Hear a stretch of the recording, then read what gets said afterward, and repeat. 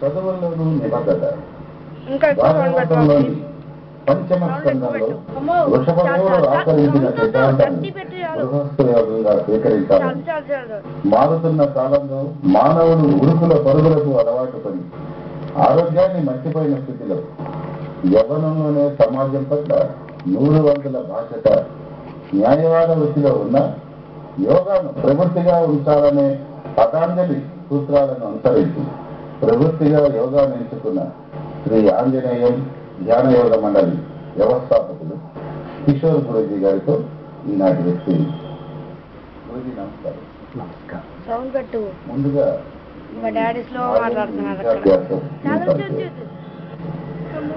నా విద్యాభ్యాసం తెనాల్లోనే జరిగిందండి. బాల్యం నుంచి కూడా వ్యాయామ విద్యలందు చాలా ఆసక్తి కలిగి ఉంది. కరాటే, కర్రసాము ఇత్యాది వ్యాయామ విద్యల్లో నేను శిక్షణ పొంది శిక్షణ కూడా ఇచ్చి ఉన్నాను. ఆ తదుపరి 2007వ సంవత్సరంలో మా అమ్మగారు క్యాన్సర్ వ్యాధితో మరణించడం వలన ఆమె మరణ సమయంలో పొందినటువంటి దుఃఖము ఎప్పటికైనా ఎవరికైనా తప్పదు. అటువంటి దుఃఖాన్ని పొందకుండా మరణం పొందాలి అంటే యోగ విద్య ఒక్కటే మార్గము అన్న విషయం తెలుసుకొని మరణాన్ని కూడా ఆనందంగా పొందాలన్నటువంటి లక్ష్యంతో ఈ సంస్థను ఏర్పాటు చేసి ఆ దిశగా సాధకుల్ని నడిపిస్తున్నాను. అసలు యోగం అంటే ఏంటండి? శరీరము, మనసు, ఆత్మల అనుసంధానమే యోగం. అంటే జీవాత్మ పరమాత్మ కలయిక. ఈ మూడింటి అనుసంధానం తర్వాత పరమాత్మ స్థితి మనకి ఏర్పడుతుంది. అప్పుడు మనము జీవాత్మ అన్న విషయం మరిచిపోయి పరమాత్మ తత్వంలో కలుస్తాము. పాదరసంలోకి మాత్రమే కలిసినట్లుగా శరీరము, మనసు, ఆత్మల అనుసంధానం జరిగిన వ్యక్తికి తాను పరమాత్మనే అన్న విషయం బోధపడుతుంది. అప్పుడు పరమాత్మలాగా ఆచరణ జీవన విధానము ప్రారంభమవుతుంది. అంటే పంచమ వాయువుల మీద ఇదంతా ఆధారపడి ఉంటుంది అని అంటే శరీరము, మనస్సు, ఆత్మలో శరీర భాగంలో పంచవాయువులు మనం తీసుకునేటువంటి శ్వాస ప్రాణ, అపాన, వ్యాన, ఉదాన, సమాన అనేటువంటి పంచవాయువులుగా మన శరీరంలో క్రియలు నిర్వర్తిస్తుంది. ఆ క్రియల వలనే మనం తీసుకున్న ఆహారం లోపలికి వెళ్ళడము, లోపలికి వెళ్ళిన ఆహారము జీర్ణమవటము, జీర్ణములో మిగిలిన చెడుని అపానంగా బయటికి పంపడము. ఈ విధంగా 5 రకాల బాధ్యతలకు పేర్లే ప్రాణ, అపాన, వ్యాన, ఉదాన, సమాన అనేటువంటి పంచవాయువులు.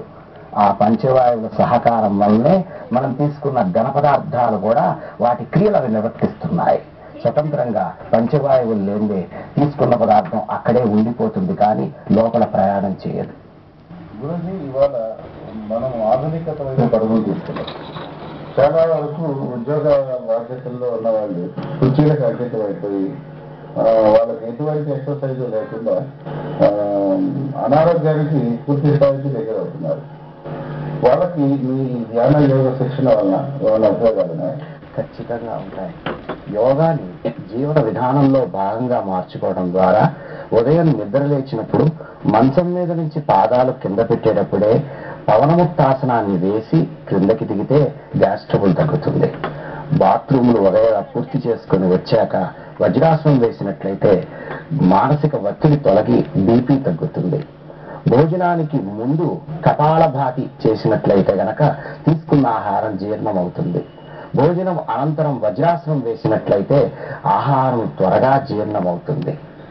రాత్రి పడుకోబోయే ముందు భస్త్రిక, స్వాధ్యాయ సాధన, త్రాటక సాధన అనే ప్రక్రియలు చేయటం ద్వారా శరీరము సమత్వం ఏర్పడుతుంది. అప్పుడు సుఖ నిద్ర లభిస్తుంది. అదే యోగయుక్త జీవన విధానం. ప్రతిరోజు యోగా చేయాలంటే అంటే ఇప్పుడున్న పరిస్థితులకి ఇప్పుడు ఉదయం ఉరుకులు పరుగులతోనే సరిపోతుంది. మహిళలు అయితే ఇంటిపాటికి వంట చేసి తాను ఉద్యోగిని అయితే తన ఉద్యోగ నిర్వహణకు పరిగెడతారు. అందులో పిల్లలని, భర్తని, ఉంటే అర్థమని వీళ్ళందరినీ చూసుకోవాలి. ఇలాంటి పరిస్థితుల్లో మరి భర్త కానివ్వండి, భార్య కానివ్వండి, వీళ్ళు యోగాసనాలు వేయడానికి సమయం ఎలా కేటాయించగలుగుతారు? తప్పకుండా సరిపోతుంది. మన ఏవ మనుష్యానాం కారణం బంధమోక్షయోగో బంధాయ విషయాసక్తం నిర్విషయం స్మృతం. మన మనస్సే అన్నిటికీ ప్రధానం. మనం ఏది ప్రాధాన్యత కలదు అనుకుంటామో దానికోసం సమయాన్ని కేటాయించగలుగుతాము. వృత్తి వ్యాపారాలకి ప్రాధాన్యత ఉందనుకోవటం వల్ల దానికి అర్ధరాత్రైనా సమయం కేటాయిస్తున్నాం. యోగా ప్రాధాన్యత కలదని చెబుతున్నానే కానీ మనస్సుగా అంగీకరించలేకపోవటం వల్ల, భౌతికంగా ఎట్టి లాభాలు అందులో కనబడకపోవటం వల్ల ముందుకు దూకలేకపోతున్నారు. ఇది అనంతమైన ఆధ్యాత్మిక జన్మాంతర శక్తులు లభిస్తాయే గాని భౌతికమైన ధన సంపాదన మార్గం కాదిది. అందువల్లనే చాలా మంది యోగాకి దూరం అవుతున్నారు. ఈ వాస్తవాలు గమనించి జన్మాంతర కర్మ సిద్ధాంతాన్ని పతంజలి మహర్షి స్వాధ్యాయ సాధనని అర్థం చేసుకున్నవారు జీవనంలో ఒక భాగంగా దీన్ని మార్చుకుంటారు. అద్భుత ఫలితాలు, విజయాలు పొందుతారు. యోగులు వారి వారి జీవితాలను త్యాగం చేసి పరుల కోసం ఎన్నో విశేషాలు మనకు అందిస్తున్నది. ఇది మన పురాతన నుంచి వస్తున్న ఒక ఆచారం అనుకోండి. మన భారతదేశం సభ్య దేశాల ముందు తలెత్తుకుని నిలవగలిగే విషయంలో ఇదొకటి.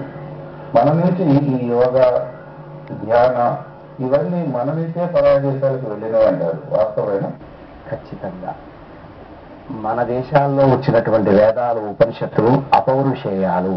అపౌరుషేయాలు అంటే ఎవరు పేరు పెట్టనివంటివి. వాస్తవానికి మనలాంటి మనుషులుగా జన్మించిన వారే జ్ఞానులైన వారు మహర్షులైనారు.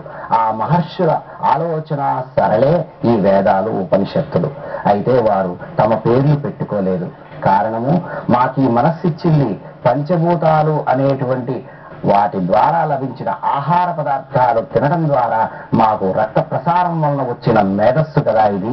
అయితే అది మా సామర్థ్యం ఎలా అవుతుంది? ఇది పంచభూతాలే దీనికి అధిపతులు అన్న విశ్వాసం పెంచుకుని వారు తమ పేర్లు కూడా పెట్టుకోకుండా వేదాలు, ఉపనిషత్తులు రచించారు. అందుకే వాటిని అపౌరుషేయాలు అన్నారు. అట్టి వేదాలు, ఉపనిషత్తులు ఈ రోజున సాక్ష్యాలు లేదే నమ్మలేనటువంటి పరిస్థితికి రావటం వల్ల, శాస్త్రీయ పరిశోధన అభివృద్ధి దశ పెరగటం వలన మనం దాన్ని నమ్మలేకపోతున్నాము. మన శాస్త్రాలని ఆధారం చేసుకుని ఎన్నో పరిశోధనలు చేస్తున్నటువంటి చైనా, జపాన్ వంటి దేశాలు చాలా ముందు వరుసలో ఉన్నాయి. యోగా మీద పేటెంట్ రైట్స్ కూడా పొందాలని ప్రయత్నం చేస్తుంటే కొద్దిపాటి మన దేశంలో ఉన్న కొద్దిపాటి దీని ప్రేమ కలిగినటువంటి హైందవ ధర్మాన్ని సంరక్షించేటువంటి సారథుల వల్లనే ఇప్పటికైనా అలా వెళ్లకుండా, చేజారకుండా మిగిలింది. మనం చేయవలసింది మన మహర్షులు రచించి మనకు అందించినటువంటి యోగ శాస్త్రాన్ని ప్రతిరోజు నిత్య సాధన చేస్తూ జీవనంలో ఒక భాగంగా మార్చుకోవటం ఒక్కటే మన ముందున్నటువంటి విద్యుక్త ధర్మం. యోగాసనాలు వేయడం వల్ల ఎవరైతే ఆసనాలు వేస్తారో అది వాళ్ళకే ఉపయోగం.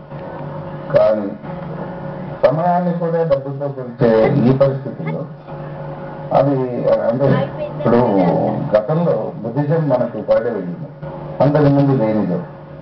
ఇలా ఈ ఇజాలని ఎవరి కాళ్ళు ప్రజలు ఈజీగా ఆచరించి ఆ గురుదేవుల బోధనలో ఎంత సుఖంగా ఆచరించగలిగే ఉంటేనే వాటి వైపే ఆకర్షితులవుతారు. మీరు అన్నట్టు ఈ ఆసనాలు అతి కష్టమైన ఆసనాలు ఏమైనా ఉంటే వాటి జోలికి వెళ్లకుండా తేలికపాటి ఆసనాలు వేసే వాళ్ళకి మీరు ఇచ్చే సలహా? తేలికపాటి ఆసనాలు, కష్టమైన ఆసనాలు అంటూ ఏమీ లేవు. ఏ ఆసనమైనా కష్టమైనదే, ఏ ఆసనమైనా సులభమైన. సాధనమున పనులు సమకూరు ధరలోన అభ్యాసము కూసు విద్య. ప్రతి వ్యక్తి కూడా తాను చేసే అభ్యాసాన్ని బట్టి, నైపుణ్యాన్ని బట్టి సాధనలు చేస్తారు. మనకి పడని ఆసనాన్ని మనము అది కఠినమాసనము అనుకుంటాము.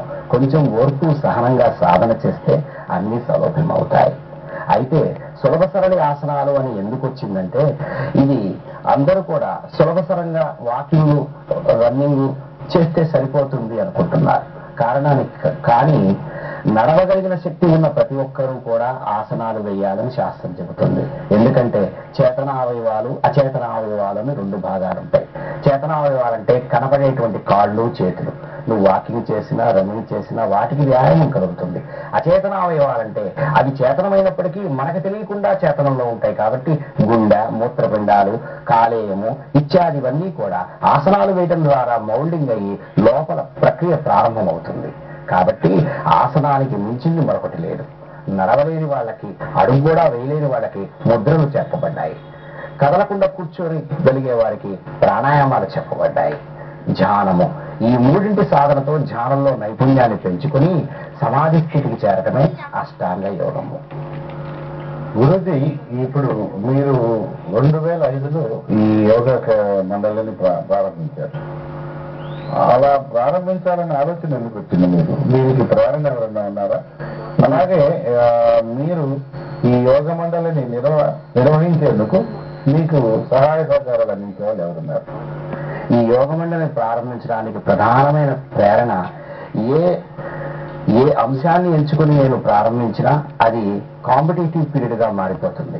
ప్రతి దానిలోనూ పోటీతత్వం పెరుగుతుంది. కానీ యోగాభ్యాసం, పతంజలి యోగ శాస్త్రంలో పోటీకి ఆస్కారం లేదు. ఎవరు ధర్మార్థ కామమోక్షానం ఆరోగ్యం మూల ఉత్తమం అనే చతుర్విధ పురుషార్థాలను సాధించడానికి ఇష్టపరులై ఉంటారో వారే పోటీదారులు. కాబట్టి పరులకి సేవ చేయడమే ఇందులో ఉన్న పోటీతత్వం. మిగతా అన్ని విషయాల్లో తన ఆధిపత్యాన్ని ప్రదర్శించడమే ఆధిపత్యంగా మారుతుంది. అందువల్లనే అది ఎక్కువ కాలం మనలేవు. అందులో సంస్కారాల్లో తేడా వస్తుంది, ఆదేశాలు పెరుగుతాయి. కానీ యోగ సాధనలో ఏ కారణాల వల్ల మనం ప్రవేశించినా 4 రకాలైన యోగులుగా మారతారు అని చెప్తారు. అనారోగ్యులు, ఆశాపరులు, మోక్షగాములు. అంటే అనారోగ్యం వల్ల వచ్చేవారు కొందరు, దీనిలో ఏదో డబ్బు సంపాదించవచ్చని వచ్చేవాళ్ళు కొందరు, కీర్తి ప్రతిష్టలు ఆశించి వచ్చేవాళ్ళు కొందరు, మోక్షం కోసం వచ్చేవాళ్ళు కొందరు. ఏ రకంగా ప్రవేశించినా అంతిమ లక్ష్యమైనటువంటి జీవాత్మని పరమాత్మలో ఐక్యం చేయటం మాత్రము సర్వసాధ్యం. ధ్యాన యోగం గురించి గురుజీని మరికొన్ని ప్రశ్నలు అడిగి తెలుసుకునే ముందు కార్యక్రమంలో చిన్న విరామం.